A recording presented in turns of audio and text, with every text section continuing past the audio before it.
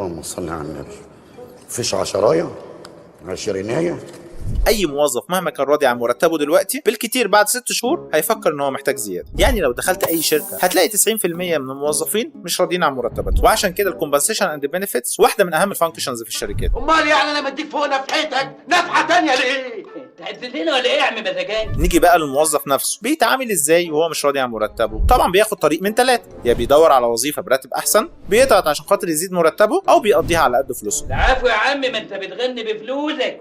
جرى يا بيسي، مفيش اي حاجه يا سيدي. جرى يا بيسي. شخص مقضي يومه وما بيتحركش الا طبعا لو حاجه هيتسال عليها. موظف كده عامل زي الميه، لا لون ولا طعم ولا ريحه، ولو غاب ولا هتحس بيه، وكل ما تيجي تكلمه يقول لك على قد فلوسه. وعلى فكره لو الشركه زودت مرتبه وظبطته بعد 3 شهور هيرجع ويقول نفس الكلام. انا نفقتي 50 جنيه.